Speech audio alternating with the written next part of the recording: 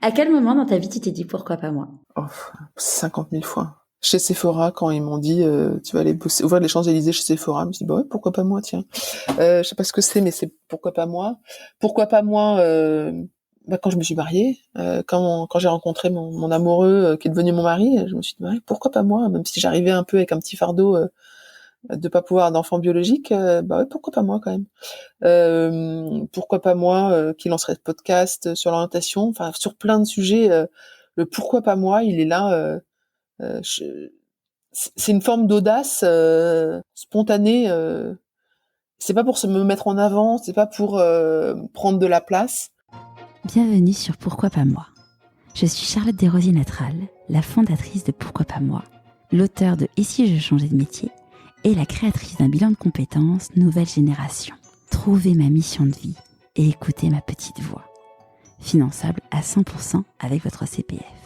Grâce à des témoignages sans coupe, découvrez les véritables coulisses de ceux qui ont écouté leur petite voix. Pourquoi pas moi, le podcast qui t'invite à écouter ta petite voix. Aujourd'hui, j'ai l'immense plaisir de vous parler de Perrine. Perrine a un parcours professionnel impressionnant. Elle commence sa carrière chez Sephora, où elle va gravir les échelons à une vitesse exponentielle. Elle part ensuite travailler en agence jusqu'à ce qu'elle soit chassée par Chanel puis Hermès pour devenir directrice du digital. Perrine crée une première entreprise qu'elle va fermer avant de trouver sa place et lancer Azimut, le podcast qui éclaire lycéens, étudiants et parents sur les études supérieures. Je ne vous en dis pas plus, je vous souhaite la bienvenue dans l'univers de Perrine Kervésier. Bonjour Perrine. Bonjour Charlotte. Je suis très heureuse de te recevoir dans le podcast parce que tu es la première personne qui m'a interviewée et à qui je rends le micro. Donc je suis très heureuse que ça soit toi aujourd'hui. C'est un bon souvenir pour moi, cet enregistrement qu'on avait fait ensemble, effectivement. Ça date un peu, c'était il y a 1 an et demi, je crois. Oui, c'est ça. Est-ce que tu pourrais nous parler de l'objet que tu as choisi pour te présenter, s'il te plaît ? Alors, c'est une boussole. Donc, c'est une boussole qui indique évidemment le nord. Et ce qui est intéressant avec cette boussole, elle est classique. C'est une boussole que j'ai reçue en cadeau d'entreprise il y a probablement 25 ans. Et qui a toujours été sur mon bureau, que j'ai été employée donc dans l'entreprise où je travaillais et puis maintenant à mon compte, à mon propre bureau, mais elle est toujours à portée de main. Ce que j'adore, c'est que les aiguilles, en fait, elles bougent un tout petit peu, elles oscillent et puis après, pouf, elles se remettent dans le bon sens, elles vont choper le nord. Et pour moi, c'est très important cet objet-là. Il résonne beaucoup en moi sur à la fois mon histoire, ma façon de réfléchir, ma façon d'entreprendre. Et vraiment, je pense que c'est un objet, c'était évident quand tu m'as demandé, c'est un objet qui me représente très, très, très sincèrement. Avant de nous parler aujourd'hui de ta vie d'entrepreneuse, est-ce que tu peux nous raconter où est-ce que tu as grandi ? Alors, j'ai grandi, je vais citer 2 villes, mais il y en a eu plein d'autres. J'ai grandi, je suis née à Reims, je suis rémoise. C'est une ville que j'aime beaucoup, j'ai des attaches familiales encore. C'est une ville qui m'est très sentimentale. Voilà, j'ai grandi à Reims, et puis ensuite on a déménagé quand j'étais petite à Paris, puis je suis revenue à Reims, puis en province à Dijon, et surtout j'ai passé mon adolescence à Londres. Mon père a été expatrié, il a emmené toute la famille, et j'ai passé la fin de mon primaire et tout mon collège à Londres, au lycée français de Londres, et j'ai adoré cette ville. Voilà. Et qu'est-ce qu'il faisait ton papa pour pouvoir bouger autant ? Alors il était banquier, voilà. Il était banquier dans la banque. Et comment tu l'as vécu, toi, le fait de bouger de ville comme ça ? Alors petite en primaire, je pense que je m'en souviens pas, donc je pense que j'étais un peu triste de perdre mes amis, mais je m'en refaisais d'autres, etc.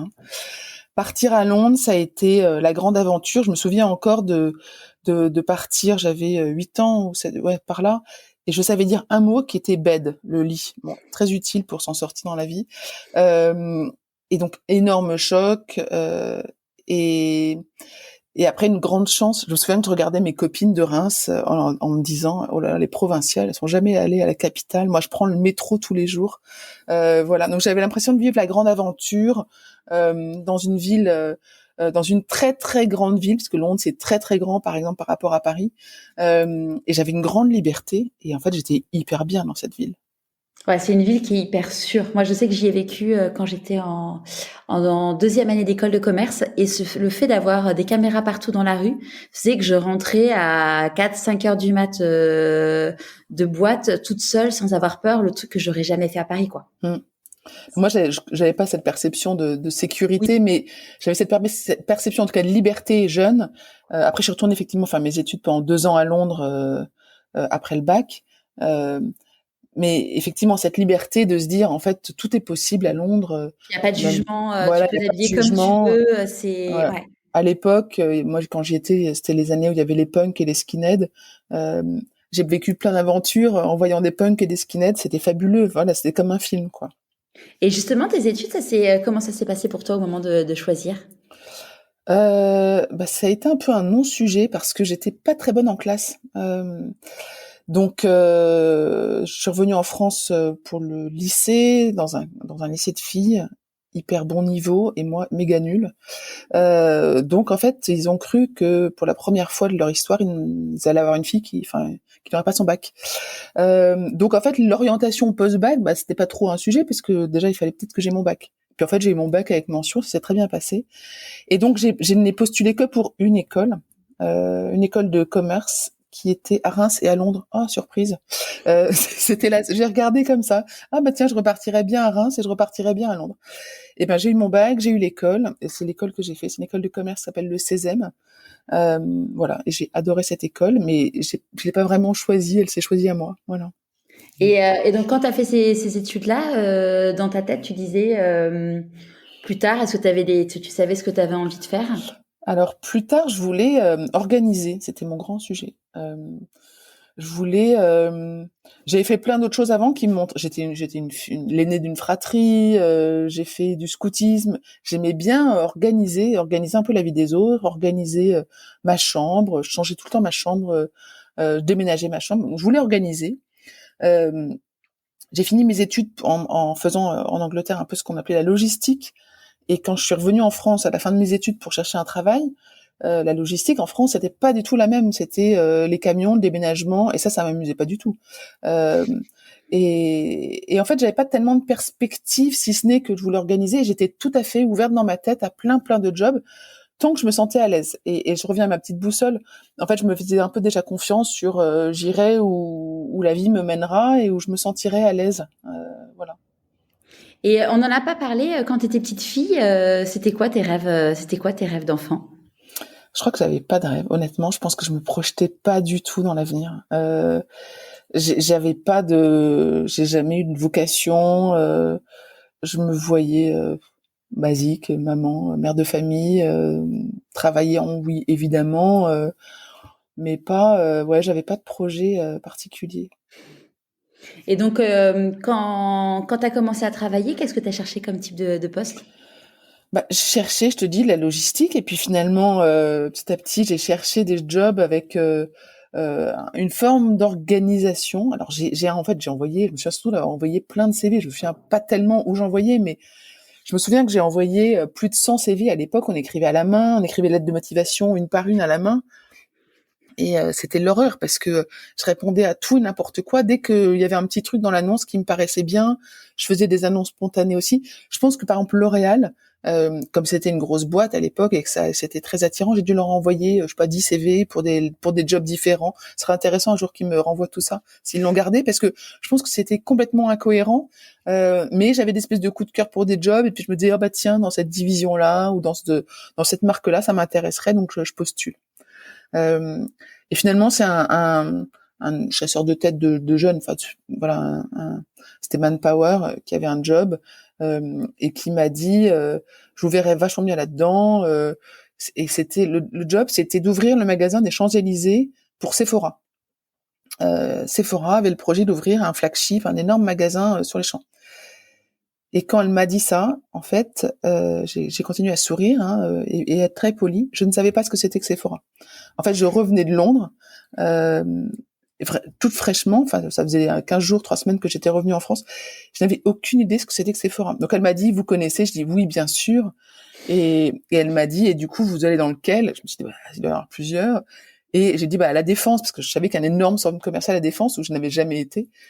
Et elle m'a dit ah oui bah c'est le plus gros magasin. Bah oui bah voilà. Et donc je suis sortie de ce et puis j'avais jamais fait de boutique. Enfin j'avais jamais été en boutique dans mes stages et tout ça.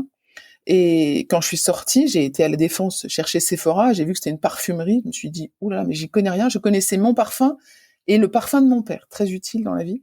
Et et puis je me suis dit bah ouais pourquoi pas.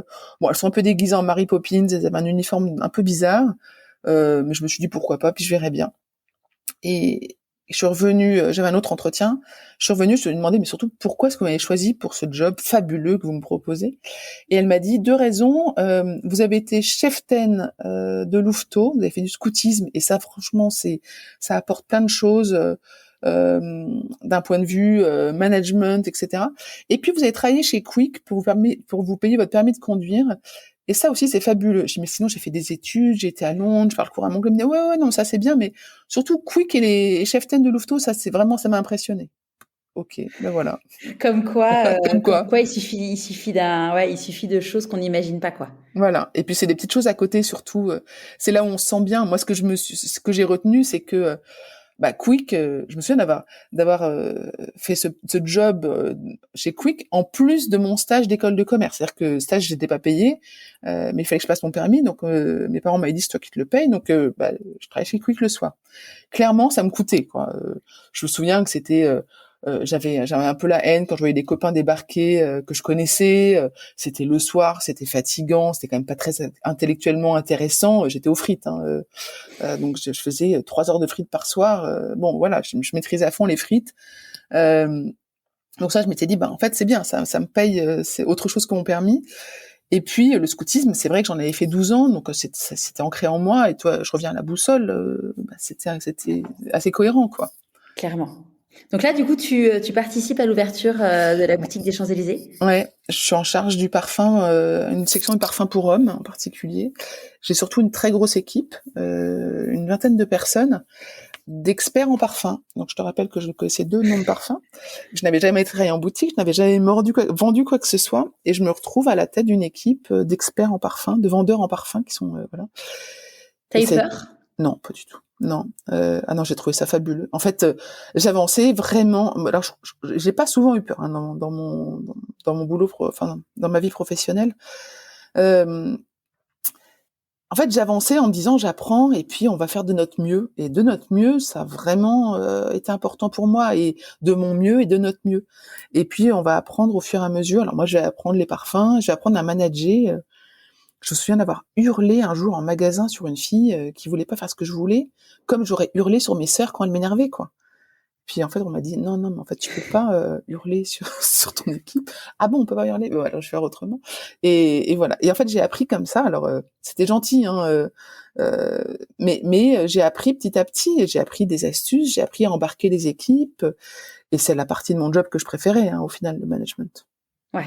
Donc là, tu restes 2 ans dans ce poste. Je reste 2 ans sur les Champs-Élysées.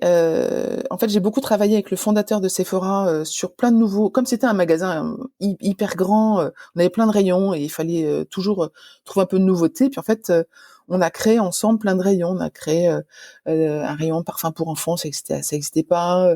Des parfums mixtes. On a fait des animations. Je me souviens il y avait CK One à l'époque, qui était le parfum, et on avait fait une animation CK One, et j'avais appelé l'acheteur en disant, bah en fait, il me faudrait 10 000 flacons CK One pour l'animation des champs. Il m'a dit, mais 10 000, tu sais, c'est ce qu'ils produisent, limite pour l'année, dans le monde. J'avais dit, bah oui, il me les faut dans 15 jours sur les champs, parce que je vais faire des montagnes de CK One. Et en fait, on avait vidé voilà tout le reste de l'approvisionnement en CK One. Donc c'était des choses qu'on faisait assez fabuleuses, et il m'avait repéré, ce fondateur. Donc ensuite, j'ai été au magasin Pilote à Boigny-sur-Biosne. C'est près d'Orléans, très joli petit village. Donc t'as Euh, emménagé là-bas? ben ouais, en fait, j'ai été à Orléans, c'est-à-dire que j'ai annoncé à mon boss que comment c'est passé? J'ai annoncé à mon boss. Oui, il me demandait comment ça allait. Je dis bah c'est fabuleux. Puis j'ai rencontré un amoureux et tout ça, parce qu'on parlait de choses comme ça aussi avec mon boss. Il me dit ah c'est génial, j'ai une super nouvelle. Tu vas aller habiter à Orléans. Ah bah c'est super, parfait. Je pense que mon amoureux sera ravi. Donc voilà. Donc j'ai déménagé à Orléans. Avec ton amoureux? Non, pas du tout. Ah non, non, pas du tout. Il est resté à Paris. Mon amoureux qui est maintenant mon mari, donc c'est voilà. Mais C'est non, pour ça qu'on en parle du coup. ouais. Non, mais j'ai déménagé à Orléans, limite un week-end. Enfin, franchement, ça a été hyper rapide. Je me vois encore partir le dimanche soir, la voiture pleine, ma 106 Kid pleine de meubles, d'affaires, etc. Pour commencer à bosser le lundi matin. Enfin, voilà, c'était un peu rapide. Là, j'avais un magasin de 600 mètres carrés à disposition qui était le magasin qui donnait les indications à toutes les autres boutiques en termes de merchandising. Alors, ça s'appelait pas comme ça à l'époque, mais je déterminais le plan des linéaires, la couleur de la moquette, la couleur du rouge à lèvres et du vernis à ongles des vendeuses, Ah, génial. les mises en avant, les têtes de gondole, la disposition des magasins, les alarmes, le système de caisse. Et ça, c'était fabuleux. J'ai fait ça 1 an. Ensuite, quand j'ai annoncé que je me mariais au DG, il m'a dit c'est génial, tu vas à San Francisco pendant 3 mois. Génial. Donc je suis partie à San Francisco 3 mois pour ouvrir, aider une filiale de LVMH qui avait racheté Sephora entre-temps à ouvrir aux États-Unis et au Japon en tant que responsable du concept Sephora. Après, je suis rentrée en France parce que je me mariais, donc il fallait quand même que je sois dans le même pays que mon mari, c'était plus sympa. Et j'ai fait plein d'autres choses chez Sephora, des plans à 3 ans financiers, des plans d'ouverture en Europe, et puis du référencement parfum. Et du coup, tu t'es mariée hyper rapidement par rapport à la Ouais. rencontre avec ton chéri? Ah ouais, je me suis mariée. On s'est mariés en un peu plus d'1 an. Waouh! Ouais. Ouais, Et ça ouais. fait combien de temps que vous êtes mariés? Ça fait 23 ans. C'est beau. Ouais, c'est beau. Ouais, c'est beau. C'est une belle aventure avec mon mari. Donc voilà. Et puis en fait, Sephora en 99, j'avais l'impression d'avoir fait le tour. J'étais un dinosaure chez eux. Ayant été en charge j'étais responsable du beau, puis après j'étais en charge du concept. Donc j'avais l'impression d'être un dinosaure à qui on venait demander des conseils. En fait, ça me saoulait. Et je voyais quelque chose de tout à fait nouveau qui arrivait à l'horizon, qui était Internet. Et je me suis dit, en fait, si je rentre pas dans ce truc-là, maintenant, je vais jamais y arriver. Ça va partir sans moi, ce train Internet. Je le voyais vraiment comme un TGV qui fonçait. Je me suis dit, si je rentre pas maintenant où ça commence, j'y arriverai pas. Et donc, j'ai démissionné de chez Sephora. Je me vois encore aller voir la DRH qui m'a dit, mais je comprends pas. C'est une boîte, c'est ta boîte. Je dis, oui, mais en fait, il y a beaucoup plus exaltant manifestement à côté, donc je m'en vais. Et voilà. Et puis, je suis arrivée dans une start-up où tout, effectivement, était nouveau, bouillonné. Si je reviens à la boussole, toi, les aiguilles, elles oscillaient. Puis, en fait, il fallait que je trouve le nord toute seule. Donc, voilà, c'était comme ça. Et t'es restée du coup dans l'univers du cosmétique parce que tu avais un client qui était Lancôme, donc c'est top. Exactement. Tu gardais quand même un socle par Ouais, rapport à la vie ouais. d'avant, quoi. Exactement. En fait, j'étais connaisseuse sur la partie cosmétique et complètement débutante sur la partie internet et digitale. Et il fallait que je fasse le lien entre les clients qui me parlaient de leur mascara, qui faisaient des cils plus longs que longs, des crèmes qui faisaient moins de rides. Et de l'autre côté, j'avais des développeurs, des directeurs artistiques en agence. Il fallait ensemble qu'on crée des dispositifs qui fassent vendre, qui fassent apprécier, qui fassent comprendre tous ces produits-là. Donc là, tu restes 2 ans, t'enchaînes, tu retournes chez l'annonceur. Exactement. Je retourne de l'autre côté de la barrière. 2 ans exaltants, 2 ans épuisants. Parce qu'on travaillait, c'était la bulle Internet. On travaillait 6-7 jours sur 7. Mon mari aussi était dans une start-up à l'époque. Je me souviens, on s'appelait à 10-11 heures du soir en disant, tu penses rentrer vers quelle heure? Et l'heure acceptable, c'était 2-3 heures du matin. C'était un peu ça. Ah, tu rentres à 3 heures? Bon, bah, je bossais encore un peu. Ok, donc voilà. Vous n'aviez pas d'enfants On n'avait pas d'enfants, on n'avait pas encore d'enfants. À l'époque, le samedi, on se demandait où est-ce qu'on allait aller bosser. Est-ce qu'on bossait dans son bureau ou dans mon bureau? Parce que de toute façon, c'était normal qu'on bosse le samedi. Et l'annonceur est venu me chercher. J'ai été chassée par Chanel, ce qui était quand même canon. Et puis voilà, donc j'y étais en 2002 pour m'occuper pour les parfums beauté, encore toujours un peu dans le même secteur d'activité, de leur expansion Internet. Alors, à l'époque, Internet, on parlait tout juste du e-commerce. Il n'y avait pas de réseaux sociaux, il n'y avait pas de téléphone. C'était une autre époque. Voilà. Et là, mine de rien, donc tu as fait Sephora 4 ans, l'agence 2 ans, la Chanel 4 ans. Est-ce que il y a des personnes qui te disaient ah mais tu bouges beaucoup Alors, mes parents, quand je parlais, en fait, avec mon mari, on bougeait pas mal. On avait un rythme assez similaire et tellement similaire qu'en fait, on bougeait généralement même la même année tous les deux. Et on avait convenu qu'en fait, on en parlait à nos parents que quand on avait signé, chacun de notre côté, parce que ça les inquiétait beaucoup en fait. Donc mes parents étaient super inquiets parce qu'effectivement, mon père avait pas changé de banque de toute sa carrière. À l'époque, ça se faisait. Et puis, et surtout, on prenait on faisait des sauts un peu bizarres. C'est-à-dire que moi, je suis sortie d'une école de commerce, je pensais logistique, j'arrive chez Sephora où je suis chef de rayon, en gros. Euh, ils comprenaient pas que tout d'un coup on m'envoie à San Francisco, puis je revienne en France, et puis je vais dans une agence web où ils comprennent pas ce que je fais, et puis voilà. Donc c'était un peu des sauts bizarres. Chez nos copains, euh, on avait des copains qui bougeaient pas mal, et la bulle internet a concerné beaucoup de nos copains. Au point où je me souviens d'un dîner où on était avec mon mari les seuls à travailler, les autres étaient tous au chômage. C'était la fin de la bulle. Tout le monde avait été foutu à la porte. Donc il y a eu ce moment-là en 2002 où ça a été un peu le grand vide. Donc finalement, chez nos copains, ça se faisait. Je pense que moi, j'avais la réputation d'être un peu à la pointe des nouveaux sujets ou d'avoir de la chance d'avoir des jobs où il fallait inventer les choses. Voilà. Ok. Donc après Chanel, tu vas dans la magnifique maison Hermès. Ouais. Pareil, après Chanel, j'ai été appelée par Hermès. Là, Après ou pendant? bah, j'étais laissée. T'étais en Ouais, poste, ouais, ouais. j'étais en poste. Ouais. Ce qui était fabuleux avec la perspective d'Hermès, c'est que là, je quittais enfin les cosmétiques, les parfums cosmétiques, pour arriver vers d'autres univers. Il y avait l'équitation, il y avait la mode, il y avait le cuir, etc. Et je me suis dit, ce qui va être fabuleux, c'est que je vais pouvoir grandir, apprendre des nouvelles choses sur d'autres secteurs. T'aurais pu être dans une niche avec le tampon sur la tête. Voilà. En fait, j'avais un peu fait le tour et effectivement, quand mes clients Lancôme et L'Oréal me parlaient de leur mascara plus long que long et que ensuite Chanel me disait, alors on a un mascara plus long que long, bah, vous avez déjà fait tous un mascara plus long que long. Et là, je me suis dit, bah en fait, on va me parler de maintenant de sel, de sac. Au moins, c'est un peu nouveau et c'est plus excitant pour moi. Et j'ai découvert une maison. Alors, Chanel, ce que j'aimais beaucoup avec cette maison de luxe, c'était l'ambiance, les personnes, et puis la matière, les belles choses. Vraiment, c'était beau chez Chanel. Chez Hermès, j'ai découvert que non seulement c'était beau, mais qu'en plus les coulisses étaient vraiment magnifiques, quoi.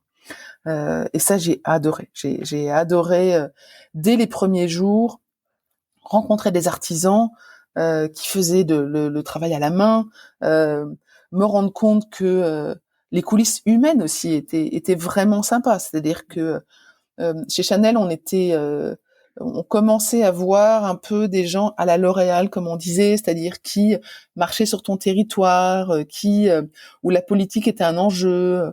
Euh, et chez Hermès, je suis revenue à un monde très respectueux du périmètre de chacun, euh, respectueux de tes décisions, à l'écoute les uns des autres.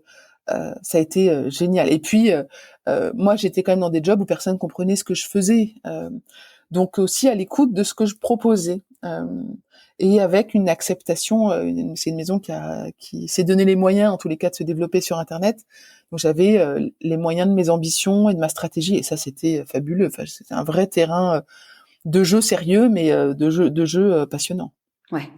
J'ai interviewé Audrey Carsalade qui a bossé, je sais pas, enfin, Ouais, c'est tellement grand c'est grand, mais ouais, ouais. ouais. Et qui clairement, bon, qui est partie parce elle en pouvait plus, mais clairement comme toi, elle dit que c'est vraiment une maison où il y a vraiment, enfin, l'image et les coulisses sont raccords, ce qui est pas forcément toujours le cas dans toutes les entreprises. Moi, j'ai travaillé 7 ans là-bas. En 7 ans, j'ai grandi en amour pour cette maison. Mm. Euh, Vraiment, je me suis pas dit ah bah ça y est maintenant que j'ai tout compris. En fait, c'est pas très très jojo. Je me suis jamais dit ça. Je me suis toujours dit c'est une maison incroyable, admirable, etc. Et donc en 2014, tu quittes Hermès.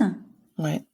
Euh, je prends le temps de te raconter ça parce que c'est important quand même. Mm. J'ai changé plein de fois de boss et j'avais un boss qui avait fait HEC. que je vois toujours, que je respecte beaucoup. Et sur son bureau, il y avait l'annuaire des anciens d'HEC. Enfin, on savait qu'il avait fait HEC. Et moi, j'avais pas fait HEC. Et je me souviens très bien d'un jour où il me dit bon, Perry, je crois que vous avez pas fait d'études. Je dis bah quand même, j'ai mon bac, j'ai fait une école de commerce. Vous êtes gentil. Oui, c'est pas la grande école de commerce, mais j'ai quand même fait une école. Et il me dit oui. Enfin bon, un jour, il faudra peut-être que vous fassiez autre chose. J'avais pas loin de 40 ans quand même quand il m'a dit ça. Bon, je dis ok, très bien. Et puis au bout de plusieurs entretiens de fin d'année, il finit par me dire, Perrine, chez Hermès, on a proposé de vous payer un MBA, un executive MBA. Vous choisissez ce que vous voulez. Le cadeau de rêve, quoi. Franchement, j'étais à un stade où je me disais, ce serait canon. Donc, je choisis, en fait, j'ai eu le choix, donc j'ai choisi de faire un cursus à l'INSEAD, en executive education, pas un MBA, parce que c'était quand même trop long, je voulais pas repartir 2 ans, et là, depuis, j'avais 2 enfants, quand même. Je me voyais T'avais pas, quel âge? j'avais 38 ans, probablement, 38, 39 ans. Et tes enfants? Alors, mes enfants, alors c'est compliqué pour moi de Timothée devait avoir 5 ans, et ma fille, du coup, devait avoir 12 ans, quelque chose comme ça. Okay. 12 et 5 ans. Donc j'ai choisi de faire un cursus à l'INSEAD pour devenir directeur général d'une entité d'Hermès, c'était l'objectif. Petit aparté, pendant que j'étais à l'INSEAD, mon boss m'appelle en me disant rappelez-moi les études que vous avez fait là, parce que mon fils qui passe son bac, il veut faire des études, le 16e, c'est pas ça. Je dis c'est fabuleux, vous allez voir Patrick comme études. Bon voilà, comme quoi mes études de merde finalement c'était pas si mal que ça. Et donc je finis l'INSEAD. Le problème c'est que à l'INSEAD, on me dit, en finissant, on m'a dit, dans votre promo, il va y avoir 50% d'entre vous qui vont rester dans la boîte, rester dans leur vie et faire un pas de plus. Et 50% d'entre vous qui vont changer de vie. Il y en a un quart d'entre vous qui vont divorcer, qui vont changer de vie familiale, personnelle, et l'autre quart qui va changer de carrière. Et en fait, quand ça m'a dit ça, je me suis dit, merde, je suis dans ce quart-là. J'ai tout de suite su que j'étais dans ce quart de changement de carrière, parce qu'en fait, j'étais tellement bien à mon poste chez Hermès que je ne me voyais pas du tout évoluer. Il n'y avait aucun autre poste qui me donnait envie, mais j'aurais remplacé personne au monde. C'est-à-dire que vraiment, il n'y avait aucun poste chez Hermès dans les, je sais pas, dans peut-être 10 000 qui m'intéressait. Enfin, si je serais bien devenu artisan à la limite. Mais bon, c'était pas trop ça la perspective. Et du coup, je suis revenue en leur disant, écoutez, il y a un problème, c'est que merci, mais je m'en vais. Je pars. Et alors là, grosse surprise que j'étais bien dans mon poste, on comptait sur moi, il y avait des belles perspectives, j'avais fait grandir mon équipe, on était passé de 2 à 50, voilà. Et là, je leur annonce que je m'en vais. Hermès, c'est une boîte qu'on ne quitte pas, personne démissionne de chez Hermès, c'est tellement, tellement sympa. Voilà, donc je suis partie en me disant, c'est mieux pour moi et c'est mieux pour Hermès. Vraiment, je l'ai vécu comme ça en me disant, bah moi j'ai besoin de voir d'autres choses. Je crois que j'ai 7 ans au même poste que j'ai évidemment fait grandir. Hein. Entre-temps, il y avait eu les réseaux sociaux, le mobile, d'autres perspectives, l'international qui étaient apparues. Mais moi, j'avais l'impression d'avoir déjà fait plein de tours, plein de circuits internes. Et puis, je me disais, en fait, Hermès, il faut qu'il se passe de moi. Je suis pas essentielle, je peux pas être essentielle. Je peux pas être madame digitale qu'on interroge à chaque fois qu'on a un sujet. Il faut que je m'en aille. Donc, j'ai un copain qui m'a dit l'autre jour, t'as fait un suicide professionnel. Bah en fait c'est un peu ça, je me suis sacrifiée, peut-être pas suicide parce que j'étais quand même très heureuse, mais je me suis sacrifiée pour le bien d'Hermès aussi, en me disant bah en fait c'est bien pour eux et c'est bien pour moi évidemment. Je suis quand même pas que altruiste. Donc voilà, je suis partie de cette très jolie maison, pas du tout à regret, très sereinement, voilà, très pacifiquement. C'est bien passé. Petite parenthèse, c'est amusant ce que tu disais là sur le fait que pendant le MBA ça faisait réfléchir et que du coup cette semaine j'ai pris un petit déj avec une maman de l'école qui est devenue coach business et elle me racontait que pendant son école, pendant sa formation de coach, on leur avait dit qu'au début de la formation qu'il y en avait alors j'ai plus les stats mais en gros peut-être l'équivalent de la moitié qui allait divorcer pendant après cette formation de coaching et donc du coup je lui disais bon et toi, et elle me dit non justement on a fait un pacte avec mon mari en se disant qu'il fallait qu'on reste soudés parce que ça me dit j'avais pas du tout envie de divorcer. Et c'est vrai que tu vois je le vois grâce à mes interviews, ma vie, même ma vie à moi et mon entourage, c'est qu'en fait ce qui est fou c'est que quand tu te révèles, quand tu deviens toi-même, en fait, potentiellement la personne avec qui tu partages ta vie depuis même des dizaines d'années, en fait, tu te rends compte que finalement cette personne aimait une part de toi qui n'était pas vraiment toi, et puis que toi, t'évolues et que du coup, tu prends des chemins différents. Et moi, j'avoue que quand j'entends ça, je trouve que ça fait peur. Mais finalement, tu te dis, finalement, si la personne qui est avec toi n'est pas la bonne personne, je voyais un post l'autre jour sur Instagram d'Isabelle Laillé que j'ai interviewée, et elle mettait c'était une image, un message tagué sur un mur qui était ils vécurent heureux mais séparément. Et alors bon, moi j'ai un côté, j'ai grandi dans un monde de bisounours où mes parents sont toujours ensemble. Et maman, elle avait 18 ans quand elle s'est mariée et tout, donc j'imaginais pas ce type de schéma pour moi. Mais finalement, tu te dis finalement oui, qu'est-ce qui vaut mieux, c'est être heureux, et même si c'est séparément, quoi.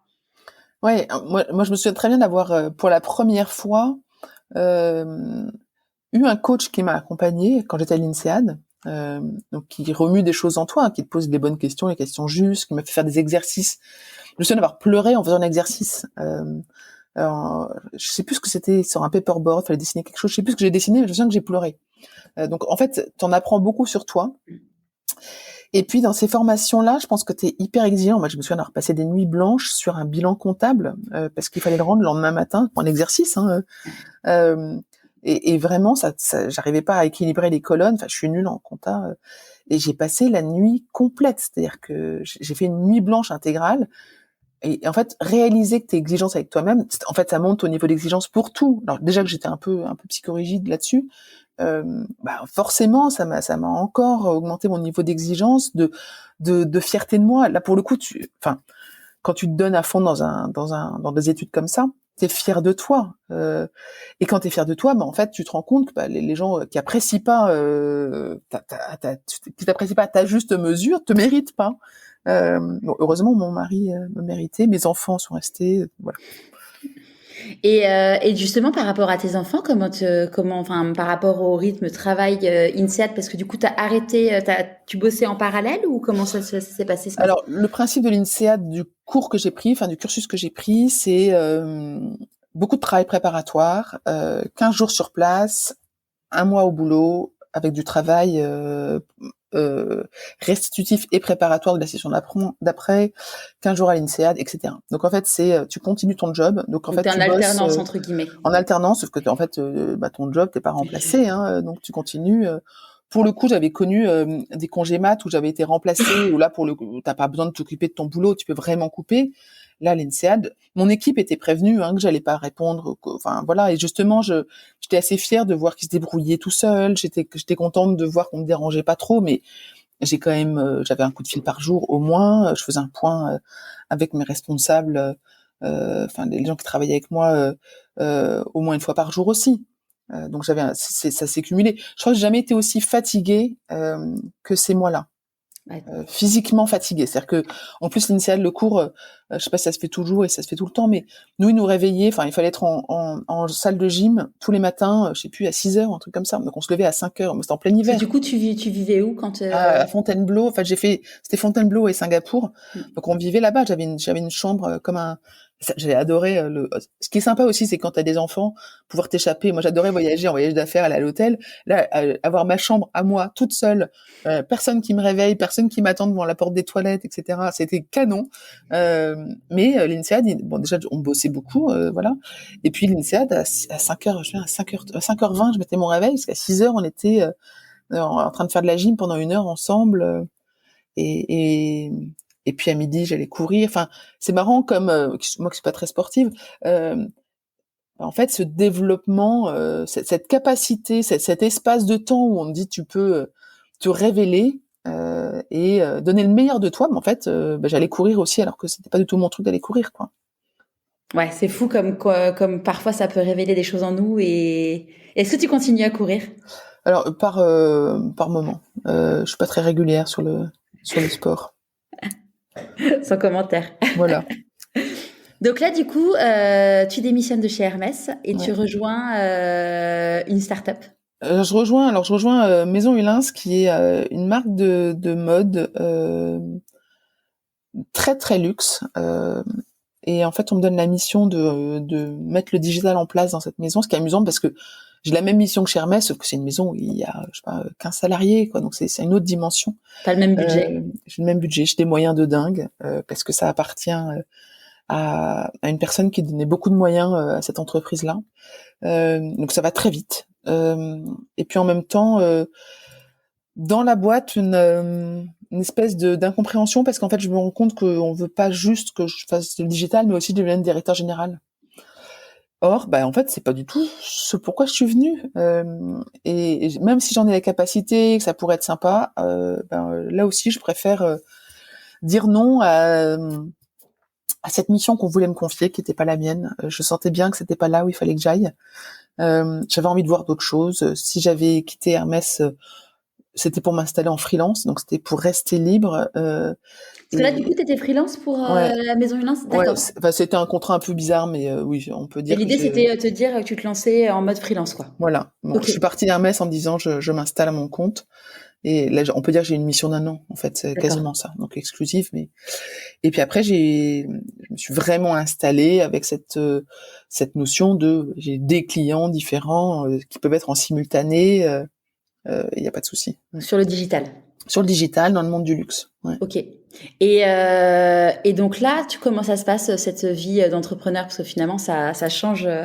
Alors ça change beaucoup parce que ça change ton rythme de travail. Déjà, j'étais à la maison, je me suis installée à la maison, je suis revenue à la maison. Alors avec beaucoup de joie parce que j'avais une fille en 6e et mon fils en CP. Donc j'avais l'impression d'être là au bon moment pour eux. J'avais un peu loupé, même si j'étais quand même bien présente, mais j'avais un peu loupé le CP de mon aîné.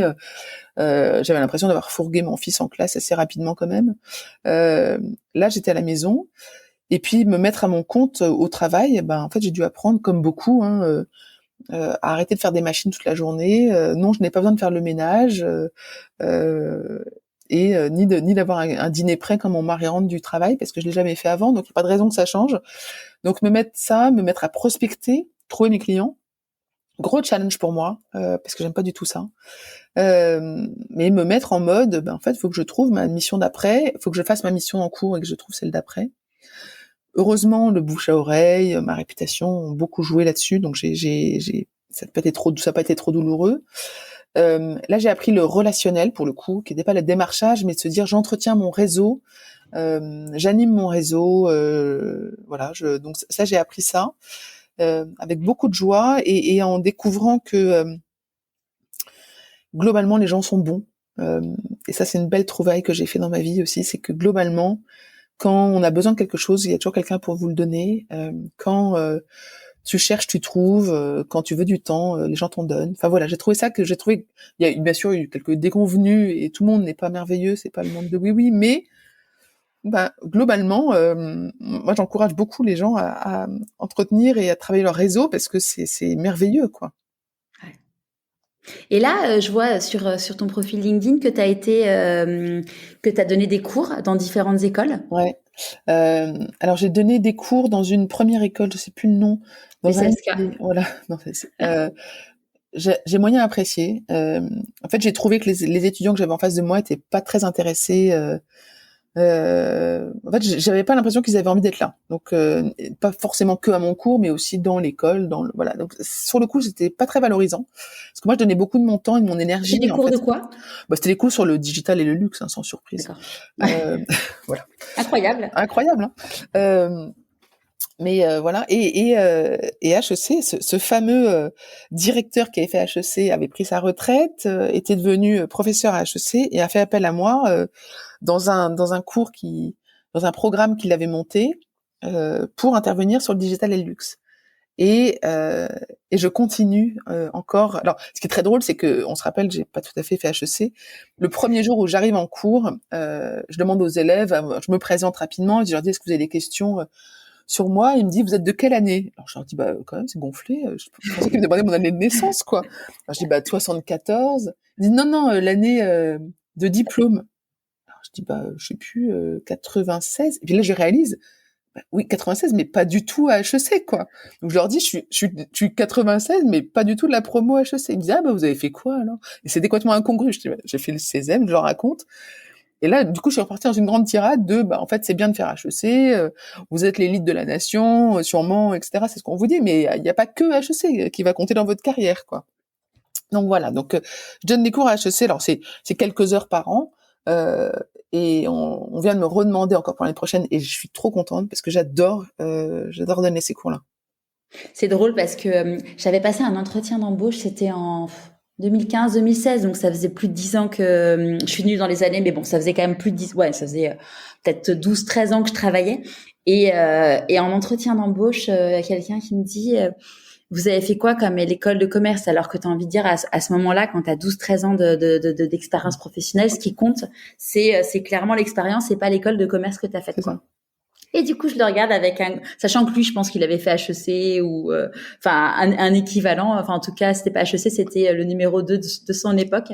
Et je le regarde avec un grand sourire en mode, bah, j'ai fait une très grande école de commerce, sachant que j'ai fait une école après bac.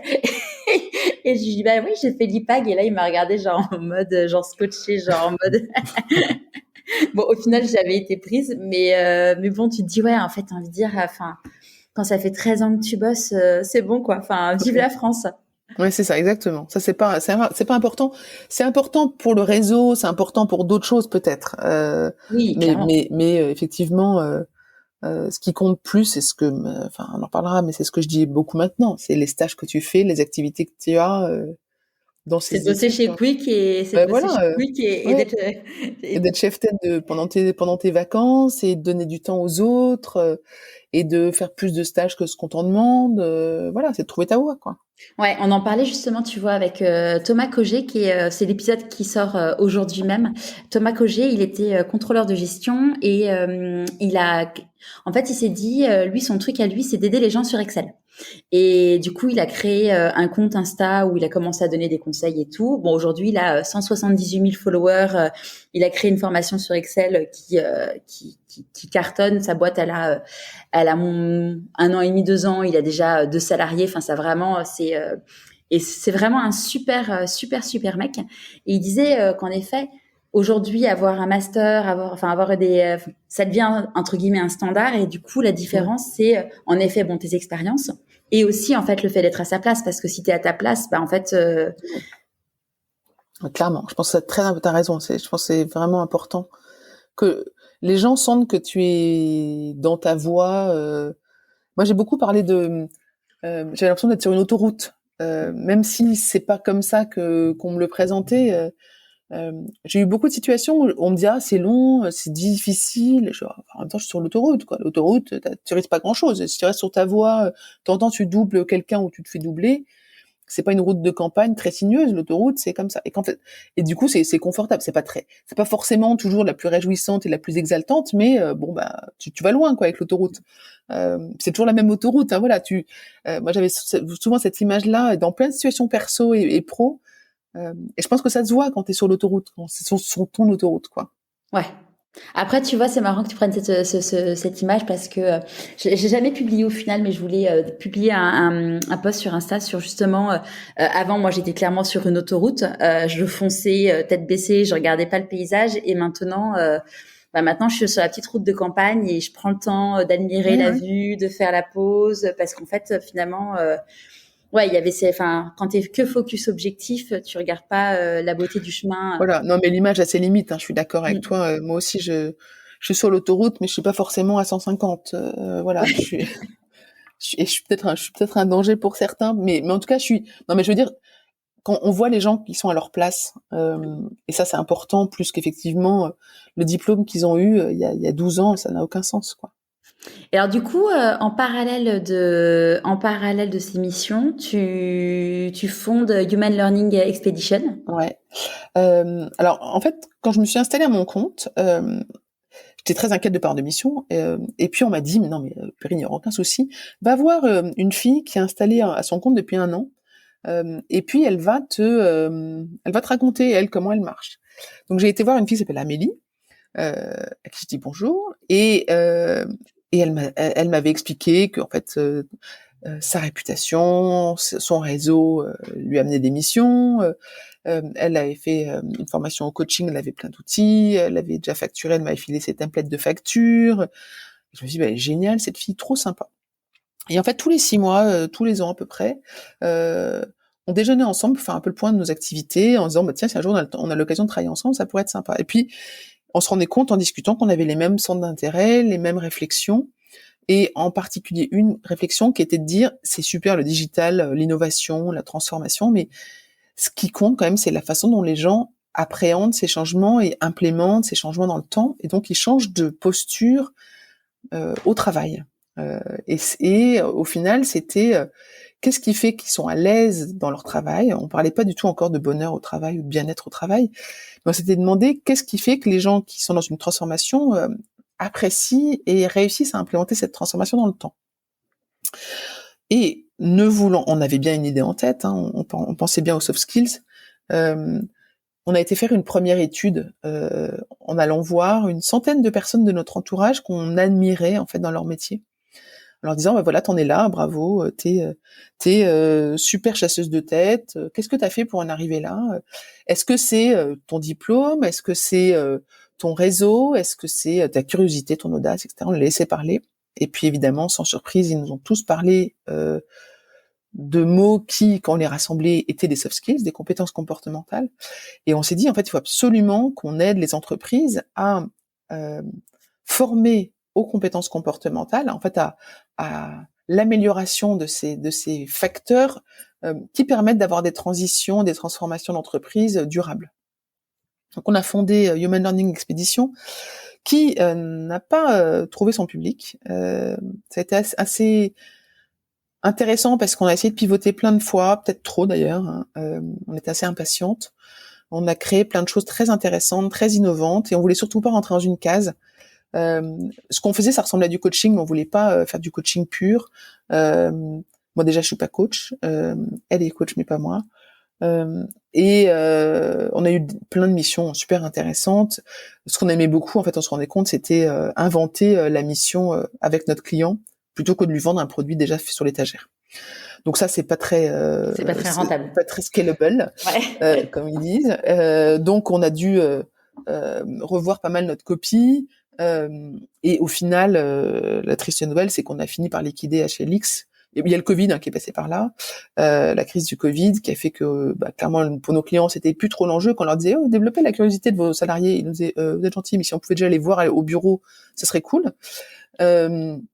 Donc on a fini par liquider HLX et repartir chacune de notre côté sur plein d'autres aventures, sachant qu'on avait trouvé une pépite dans cette aventure-là, non seulement de travailler ensemble, ça avait été fabuleux de voir comment on passe de indépendante à créer une entreprise, être associé, et travailler à deux, créer à deux, c'était vachement intéressant.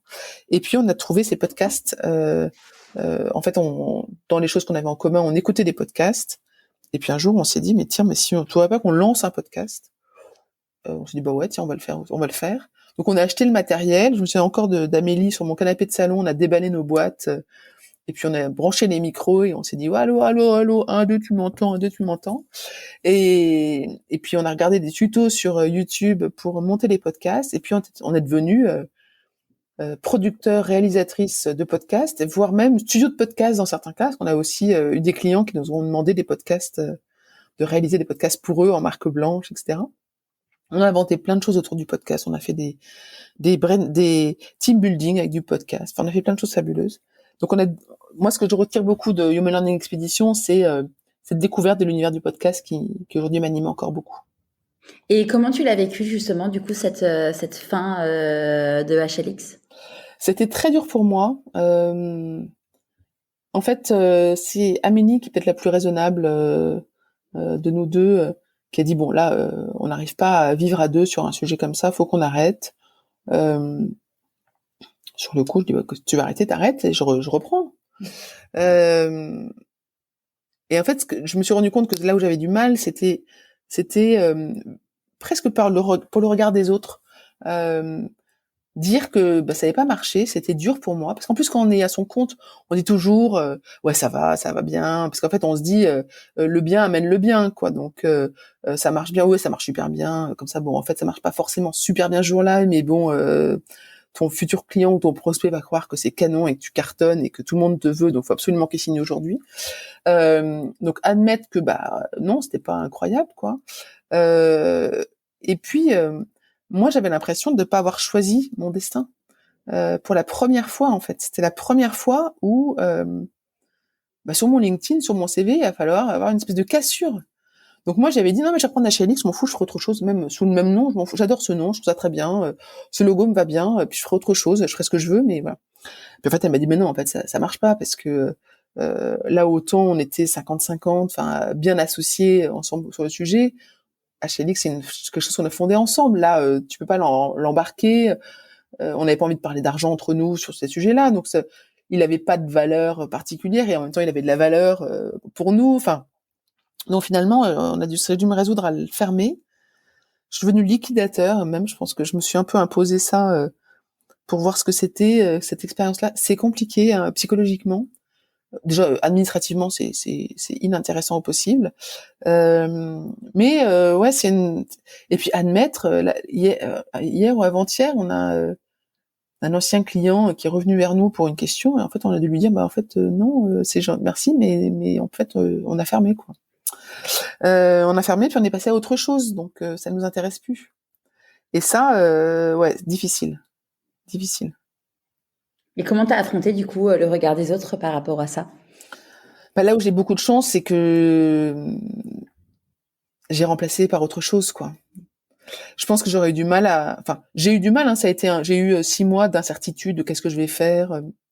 En fait, j'ai pensé le reprendre toute seule, le rebaptiser quand on a vu que le Human Learning Expedition ne pouvait pas exister. Je me suis dit tant pis, je vais l'appeler Tartampion, puis ça sera la même chose. Je me suis dit en fait dans la même ligne, j'ai monté entre-temps sur d'autres sujets, j'ai monté une association d'entrepreneuses dans mon arrondissement de Paris. Ça s'appelle les Entrepreneuses du 16 et on est parce que je crois beaucoup qu'il y a une question de sororité, qu'il y a une question de les femmes entrepreneurs ont des besoins, des problématiques particulières, que l'aspect local est très important pour moi, le rythme de vie, etc. Donc en fait j'ai monté les Entrepreneuses du 16 et je m'étais dit en fait ça marche vraiment bien, on est 250 femmes dans cette association là, ça fait beaucoup de bien lors des rencontres qu'on organise.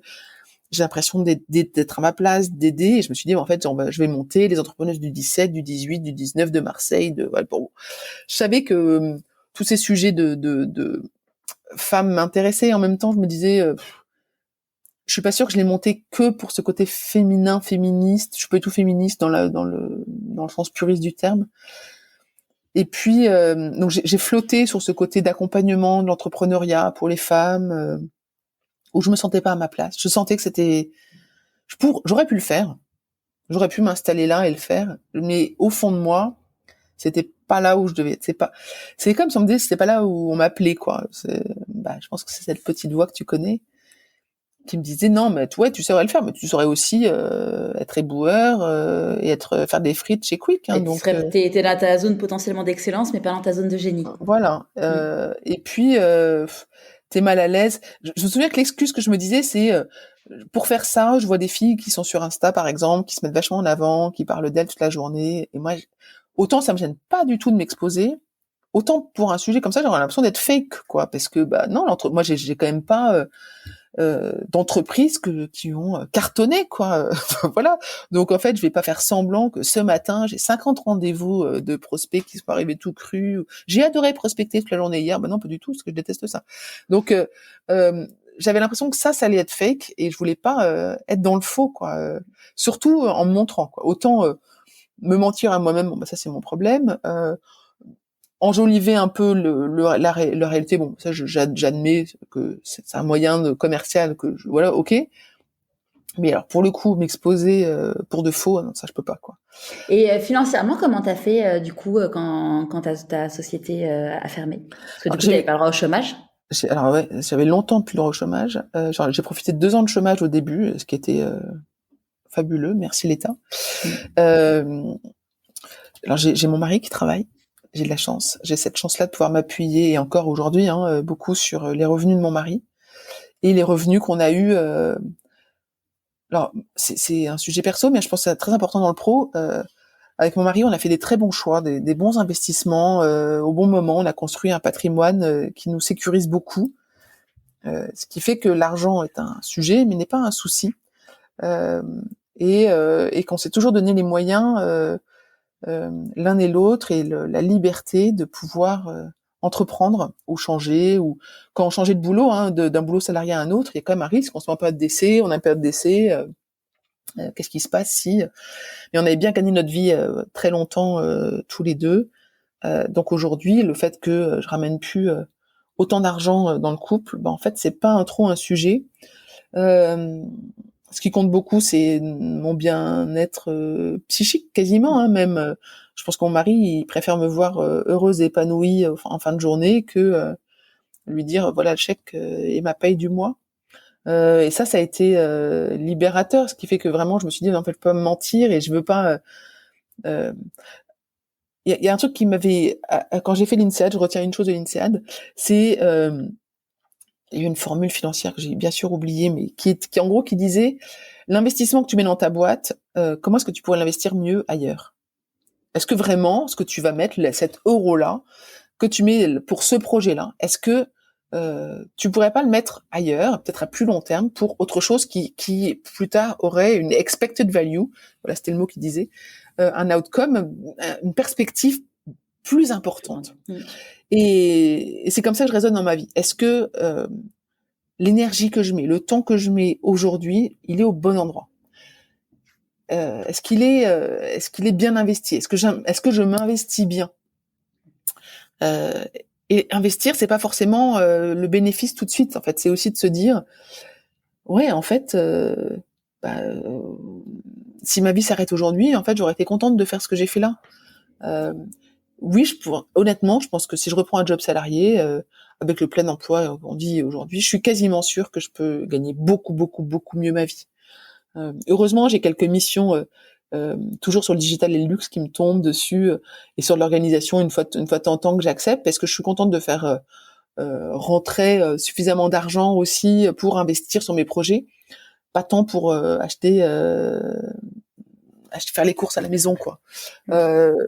Voilà, donc ça, j'ai cette chance-là, j'avoue, qui est très confortable de se dire, j'ai Thibaut qui a des revenus, et puis on a un revenu familial, en fait, qui fait que en fait on peut se permettre de prendre le temps de développer, d'investir comme on veut. Ce qui est un vrai luxe. Ce qui est un vrai luxe, j'avoue, complètement, et qui était peut-être aussi une disparité que j'avais avec Amélie quand j'avais la Human Learning Expedition. C'est-à-dire que oui, on voulait toutes les deux être payées la même chose. Sauf que moi, en fait, cet argent-là, s'il n'était pas là, ça n'était pas grave. C'était toujours mieux. Et pour mon estime personnelle, c'était vraiment bien qu'il soit là. Franchement, enfin, pas gagner d'argent, je préférais dans ce cas-là me dire, ok, j'assume, je suis bénévole, j'ai une association où je suis bénévole, par exemple, voilà, très bien, ok. Où j'ai un job payé au SMIC, parce que c'est des jobs payés au SMIC, c'est comme ça. Mais quitte à entreprendre, là, j'aime bien gagner de l'argent, j'aime bien générer du chiffre d'affaires. Sauf que moi, le fait de me payer n'est pas essentiel. Voilà. Ouais. Je pense que c'est important parce qu'il y a peut-être des gens qui écoutent en disant, ça t'est tombé coup tout cru. Bon, on rappelle quand même que t'as payé ton permis de conduire en faisant, en faisant les frites chez Quick, et que, moi, je sais que parfois, je rencontre des gens qui disent, mais tu te rends compte, lui, il a plein d'argent. Mais en fait, je sais pas quel est l'investissement que vous avez fait qui fait que vous êtes dans cette situation-là aujourd'hui, mais. Alors, je vais en parler si tu veux, parce que c'est important. Ouais. Effectivement, j'ai reçu de mes parents plein de qualités, mais j'ai pas reçu d'argent. Voilà, ils m'ont pas fait de chèque sur mon compte. Voilà. J'ai commencé à travailler à 22 ans. J'ai pas payé mes études de commerce, ça c'est mes parents qui les ont payées, mais je raconte souvent, et mon père, à la fois il a été très généreux, il nous a payé un appart, mais je me souviens que le premier mois, j'avais payé ma carte à Londres j'ai payé ma carte Navigo quoi de Ah, Londres. J'ai la fait Oyster Card, voilà, ouais, c'est... j'ai fait mon premier plein et en fait, je n'avais plus d'argent. C'est-à-dire que le 2 du mois, une fois que j'avais fait mon plein dans mon frigidaire, je n'avais plus d'argent. Donc j'ai travaillé au pub pendant toutes mes études. Je travaillais 6 jours sur 7 au pub tous les soirs. Donc j'ai pas payé mes études, mais j'ai travaillé, j'ai gagné de l'argent très vite.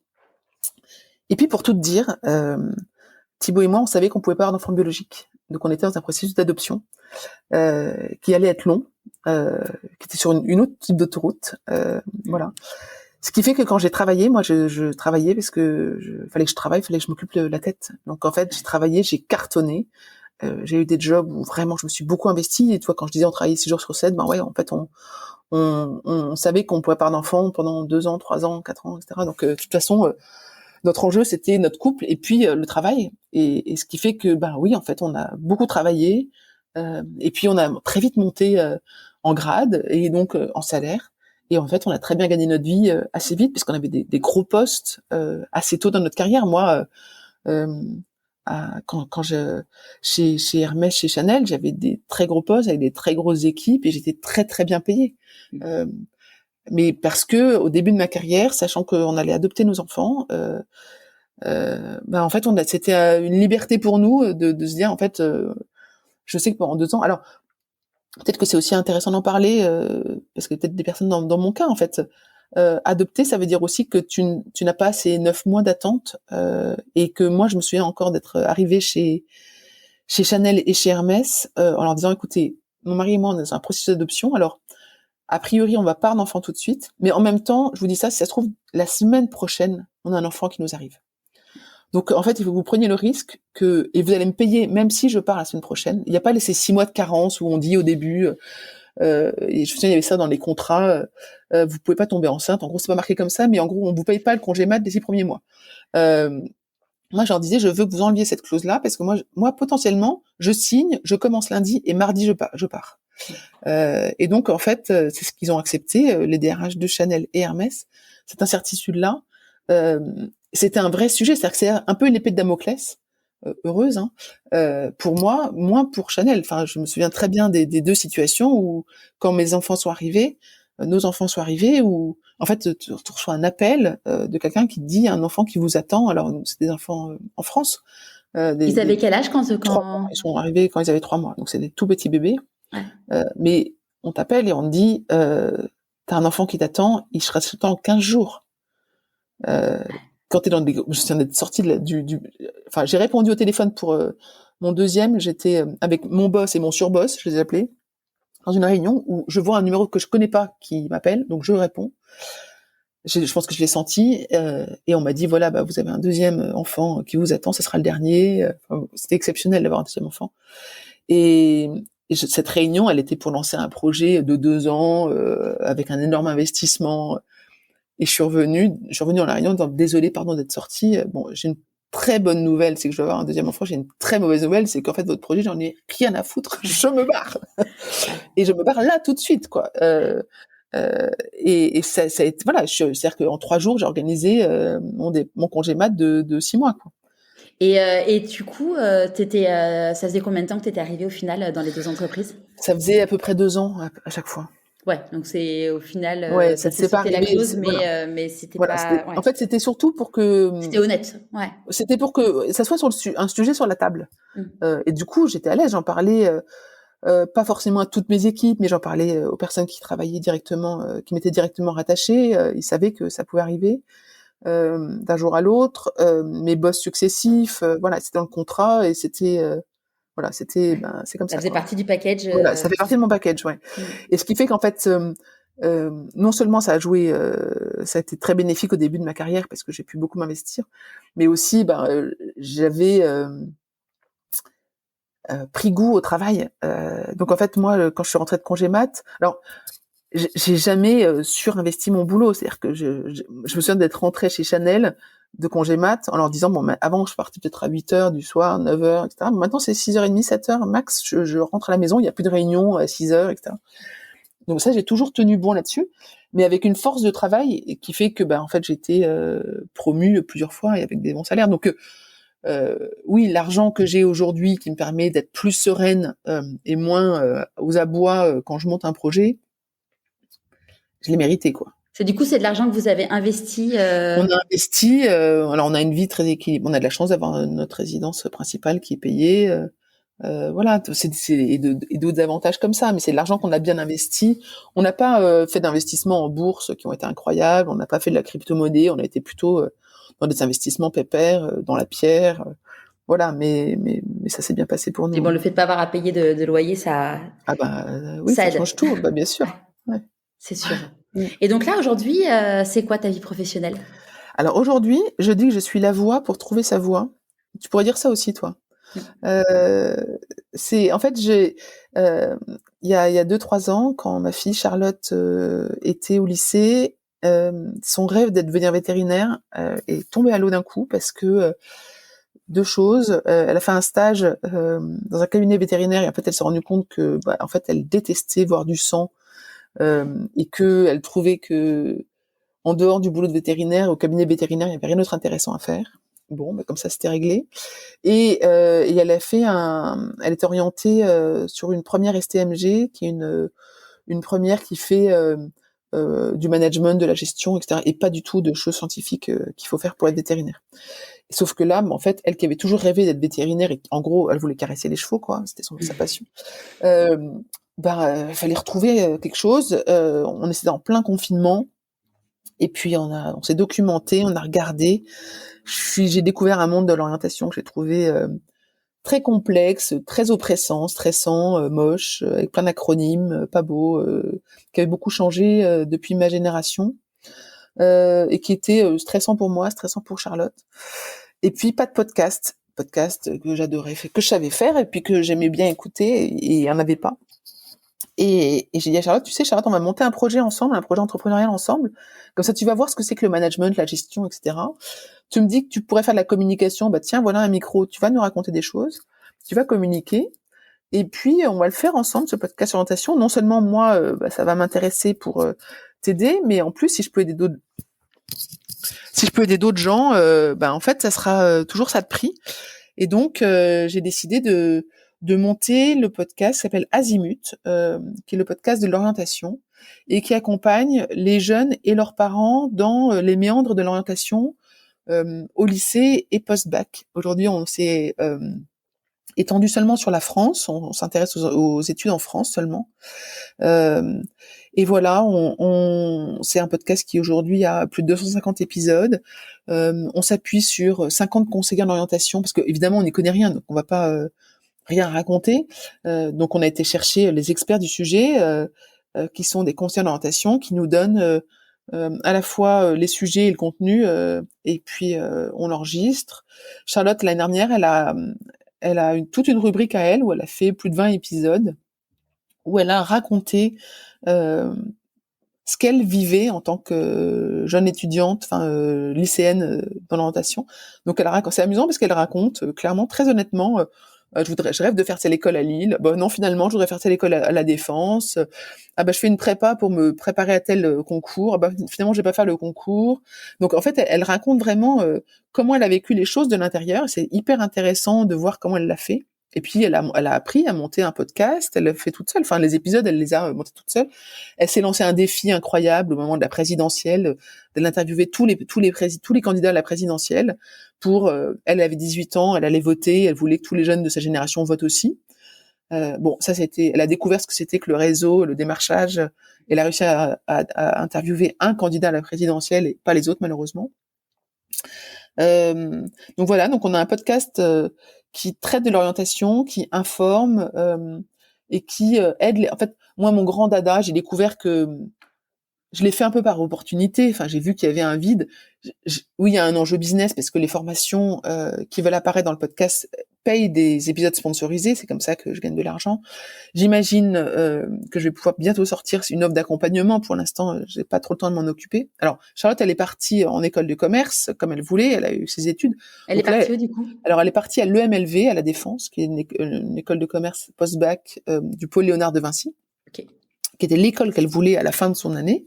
Ça tombait bien, elle a eu tout ce qu'elle voulait. Là, elle vit sa vie d'étudiante. Elle me dit régulièrement, je vais venir travailler avec toi. Oui, oui, oui. Pour l'instant, elle travaille. Voilà, elle est en école. Elle profite de ses premiers mois en école et je trouve ça super. Donc, mais l'idée, ça serait de sortir un programme d'accompagnement des parents, parce qu'en fait, moi, j'ai découvert que ce qui m'amusait beaucoup et ce que j'avais vraiment envie de résoudre, c'était cette équation des parents qui ne trouvent pas leur place dans ce projet d'accompagnement de leur enfant. Ils disent on n'a pas appris, ben oui, mais t'as pas appris non plus à faire marcher, à faire du vélo à ton enfant, et pourtant t'as réussi à le faire. Donc il y a aussi si tu t'y es intéressé, t'as réfléchi, et voilà. Moi je pense que les parents peuvent vraiment beaucoup s'investir pour aider et accompagner leur enfant. Donc ça je le fais. Pour l'instant, je suis en train d'écrire un livre. Pour l'instant, je suis en train d'essayer d'inventer ce programme d'accompagnement plutôt collectif. Moi, je ne vois pas trop un accompagnement individuel.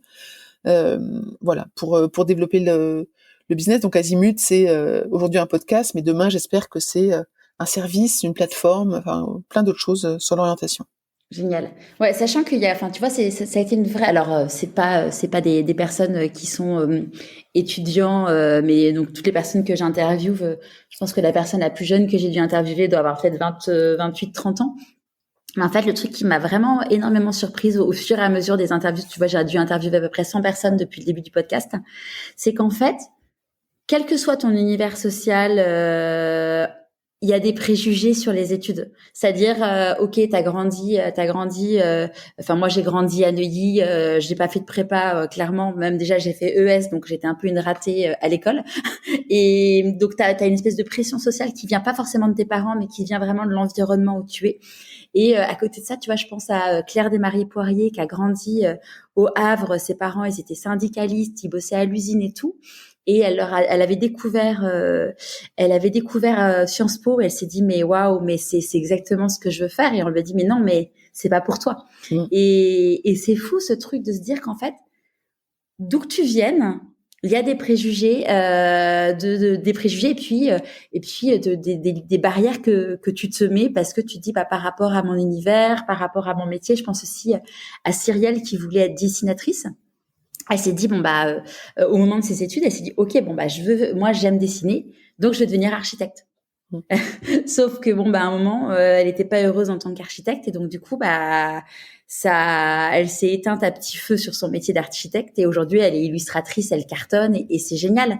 Et c'est fou vraiment ce truc des barrières que même si c'est pas les parents qui mettent les barrières, les enfants se mettent eux-mêmes aussi des barrières. Alors il y a ça, et puis il y a le fait que le paradigme a changé complètement. C'est-à-dire que avant, on envisageait des études pour un métier, pour une carrière un peu toute tracée. Notre génération disait bon, peut-être que tu vas changer un peu, mais voilà. Enfin, on n'est quand même pas si nombreux que ça à avoir changé complètement de voie, de métier. Nos enfants vont changer de voie, de métier, et métiers. Et voilà. Et moi, je suis très très heureuse que Charlotte elle fasse une école de commerce généraliste aujourd'hui, parce qu'en fait, même si elle dit qu'elle veut faire de la communication et du digital et qu'elle veut être community manager, je suis sûre qu'elle ne sera pas community manager en communication dans le digital dans 3 ans, parce que ça aura changé, elle aura mûri, et puis même si elle commence avec ça, 2 ans plus tard, elle aura envie de changer. Je vois les anciens stagiaires que j'avais chez Hermès, que je continue à voir, quand je les vois, ils me disent ça fait quand même 2 ans que je suis à mon poste, alors là, il va falloir que je change. Je me dis mais est-ce que toi tu raisonnes comme ça, c'est-à-dire que vraiment tu te dis ça fait déjà 2 ans. Moi je me disais ça fait bientôt 6 ans, il va falloir que je commence à envisager de changer quoi. Voilà. Ouais, et puis même tu vois, j'avais fait une recherche quand j'ai écrit mon livre qui s'appelle Ici changer de métier. Clairement, bah par exemple, moi je sais que quand j'étais en école de commerce, le community manager, c'était un mot qui n'existait pas. Bien sûr. Et le nombre de métiers qui ont disparu, et qui se sont créés, et tous les jours, en fait, il y a des nouveaux métiers qui disparaissent et qui se créent. Donc, en effet, se dire qu'on va faire le même métier toute sa vie, c'est complètement utopiste. Ouais, c'est ça. Et c'est important que les parents, en tous les cas, se rassurent sur ce sujet-là en se disant, c'est pas grave si aujourd'hui il sait pas, et à la limite, Moi, j'aime pas trop quand les parents me disent il veut être absolument pilote, je sais pas quoi, il veut piloter tel genre d'avion. Bah, en fait, le truc c'est que dans 3 ans, peut-être que cet avion-là, il n'existera plus. Donc, ce serait quand même trop dommage que on entretienne son rêve sur ce sujet-là. Par contre, je sais pas, derrière le pilote, j'ai n'importe quoi. Il y a le voyage, il y a la découverte, il y a Toi, le why l'équipe. derrière, quoi. Voilà. Ouais. Et c'est peut-être ça qui est plus important, d'aller creuser et de se dire, bah, en fait, derrière, je vais aller chercher là où je vais pouvoir donner faire de mon mieux. Encore une fois, ça revient, mais faire de mon mieux et du coup être à l'aise dans plein de secteurs différents, là où la vie va me porter. Enfin, nos enfants peut-être qui ont voyagé dans le monde aussi, où ils vont découvrir de nouvelles choses et ce qu'il faudra, c'est qu'ils soient adaptables, quoi. Ouais, c'est clair. Comment t'écoutes ton intuition? Euh, Bah beaucoup, tout le temps, souvent. Euh, je me pose la question de qu'est-ce que j'en pense. Euh, Qu'est-ce que j'en pense et quand c'est pas juste, je m'écoute beaucoup. Alors, je m'écoute spontanément. Je fais pas de méditation. J'en ai fait, mais j'en fais plus. Je veux en refaire, mais je m'écoute spontanément. Alors, mon mari dit que je suis sauvage, dans le sens où quand quand quand quand j'ai une envie, un désir, un ressenti, je le mets en marche, presque un peu trop, parce que je me retiens pas. Ça peut être des choses toutes simples. Hein. Je suis à une soirée, j'ai envie de partir, je m'en vais. Alors je m'en vais, bah lui non, bah en fait du coup je rentre à pied. Et je rentre à pied, je vais pas l'attendre le temps que si moi j'ai envie de rentrer, je rentre. Euh, Mon intuition c'est que bah c'est le bon moment pour moi en fait. Je vais plus m'amuser. L'intuition business, c'est est-ce que je le sens bien, est-ce que je vais avoir assez d'énergie pour aller au bout de ce projet-là. Si je sens que oui, bah en fait je me dirais oui et je vais m'écouter au fur et à mesure et je suis capable de lâcher des choses en cours de route en me disant bah, en fait j'ai lancé ça mais là, mon intuition me dit que je me suis plantée et il n'y a pas de vérité vraie et constante, en fait. Donc, je m'écoute beaucoup. Comment tu célèbres tes réussites? Pas beaucoup. Pas assez. Euh, Pas assez, pas beaucoup. C'est une bonne question. Voilà, je vais pas te mentir et je vais pas te raconter d'histoires. Voilà, je le fais pas mais c'est une vraie bonne chose à faire, je pense. J'aimerais beaucoup le faire, donc je le fais pas. On en reparlera. À quel moment dans ta vie tu t'es dit pourquoi pas moi? Oh, 50 000 fois. Euh, Chez Sephora, quand ils m'ont dit tu vas aller ouvrir les Champs-Élysées chez Sephora, je me suis dit bah ouais, pourquoi pas moi, tiens. Je sais pas ce que c'est, mais c'est pourquoi pas moi. Pourquoi pas moi bah, quand je me suis mariée, quand j'ai rencontré mon amoureux qui est devenu mon mari, je me suis dit bah ouais, pourquoi pas moi, même si j'arrivais un peu avec un petit fardeau de pas pouvoir avoir d'enfant biologique, bah ouais, pourquoi pas moi quand même. Pourquoi pas moi qui lancerait ce podcast sur l'orientation, enfin sur plein de sujets. Le pourquoi pas moi, il est là. C'est une forme d'audace euh, spontanée. C'est pas pour me mettre en avant, c'est pas pour prendre de la place. Par exemple, dans l'association que j'ai montée sur les entrepreneuses du 16, là, on a des rencontres et souvent au début des rencontres, il y a des nouvelles, il faut se présenter. Euh, et je vois bien, je laisse volontiers la place aux membres du conseil et du bureau de l'association pour présenter, puis elles n'ont pas forcément envie. Et, bah, pourquoi pas moi? Ça me va bien d'y aller, voilà, de me lancer sur des sujets comme ça. Et là, tu disais que bon, tu savais avant de te marier que tu pourrais pas avoir d'enfant. Tu l'as su à quel âge? Très jeune, je l'ai su, ouais, je le Ouais. savais, ouais, très jeune. Donc je le savais depuis toujours. Je savais en rencontrant mon mari que on allait avoir de toute façon cette seule façon d'avoir des enfants, c'était adopter des enfants. Ouais. C'est quoi pour toi la réussite?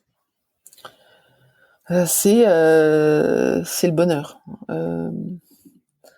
La réussite, c'est se sentir bien avec ce que tu as dans le moment où tu es. Euh, c'est pas waouh la réussite pour moi. C'est des petites réussites, c'est des sommes de petits moments. C'est un sujet sur lequel j'ai beaucoup réfléchi, hein, parce que quand on a monté notre premier podcast, on s'appelait Réussitologue avec Amélie. Donc la réussite, ça me connaît. dans la réflexion. Et vraiment, la réussite, c'est pas une réussite financière, c'est pas la gloire. La réussite, c'est te dire que tu irais par là-bas et t'as réussi à y aller. Euh, c'est se connaître aussi et calibrer bien. C'est bien calibré la réussite pour moi. Qu'est-ce que tu penses que la petite Perrine de 6 ans dirait si elle te voyait aujourd'hui? On va dire, si j'avais su. Si j'avais su, je pense qu'elle serait... elle pourrait pas je me souviens pas trop de la Perrine de 6 ans, mais je pense qu'elle ouais, elle serait étonnée, je pense qu'elle serait surprise. Je pense en bien, je pense que j'ai bien tourné. Euh, j'ai quand même j'ai toujours été comme ça. J'ai toujours été là où je voulais aller. À cette époque-là, j'avais un vélo. On habitait dans une ferme à Dijon, tu vois, vers 6 ans. Et je voulais un vélo rouge, je l'ai repeint en rouge. En fait, j'ai trouvé de la peinture dans la ferme et je l'ai peint en rouge. Et après, je voulais aller sur la route. En fait, j'ai traversé la départementale pour aller avec mon vélo à roulettes sur la départementale. Donc en fait, j'ai toujours été là où je voulais aller, avec la monture que j'avais et que je voulais. Donc je pense que ouais, la Perrine de 6 ans, elle serait surprise de voir ce que je fais parce que ça n'existait pas et je l'ai fait. Euh, mais voilà, je suis toujours la même Perrine, quoi. Dans la vie, on dit que quand on fait des choix, on fait des renoncements. C'est quoi pour toi les renoncements? J'ai renoncé plein de fois. J'ai renoncé au bling bling du luxe. J'ai renoncé à l'argent facile. J'ai renoncé à ma liberté en devenant maman, d'un certain côté. J'ai renoncé à plein de choses parce que on est un couple avec mon mari et que en fait faut raisonner en couple. Mais j'ai rien renoncé qui m'a coûté trop. Euh, Jamais, je pense. C'est quoi la plus grande difficulté que tu as eu à traverser?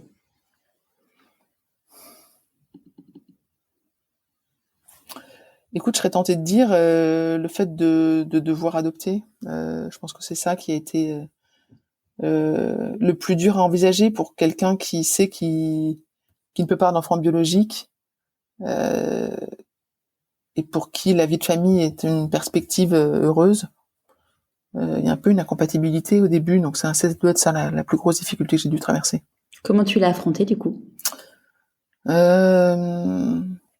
Seule, j'ai trouvé la ressource en moi. Ouais.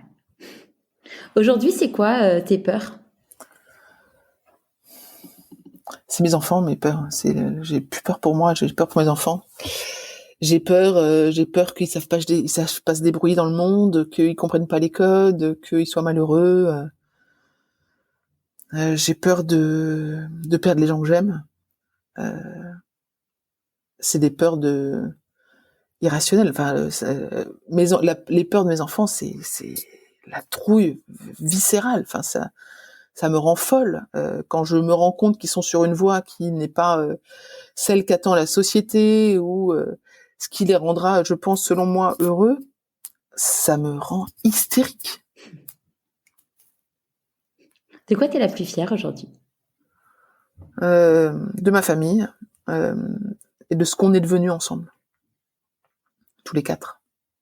Si quelqu'un écoute le podcast, se dit bon, elle a super bien réussi, elle en est là que grâce à de la chance, qu'est-ce que tu auras envie de lui répondre? Ouais, j'ai eu de la chance, j'ai eu plein de chance. Mais je l'ai écouté, je l'ai saisi, je l'ai provoqué. C'est pas de la chance toute cuite, quoi. Mais j'ai eu de la chance, ouais. Et, et je vois trop de personnes qui ont de la chance et qui ne la saisissent pas à côté, qui l'ignorent, qui la piétinent, qui la gâchent. Et c'est trop triste, quoi. J'ai sûrement gâché plein de chances, mais ouais, je pense que la chance, c'est important de pouvoir vivre en se disant qu'est-ce que j'ai comme chance que je peux exploiter, quoi. Est-ce qu'il y a un conseil que tu aurais aimé recevoir et du coup que tu voudrais donner aujourd'hui? Ouais, je pense qu'il y a un truc qui me trotte dans la tête, c'est quand je pense à l'orientation aux jeunes, c'est tu n'es pas tes notes, tu n'es pas les commentaires de tes profs. Oui, c'est ta note, oui, c'est ton commentaire de ton comportement ou du fait que t'as pas assez travaillé, mais tu n'es pas cette note, tu n'es pas un 5/20 et tu n'es pas le trop bavard. tu es certes peut-être très bavard, mais tu n'es pas la personne, tu ne peux pas te définir comme étant bavard. Tu es plus que ça. Et ça, pour moi, ça, j'aurais bien aimé qu'on me dise ça. Et c'est quoi le meilleur conseil qu'on t'ait donné?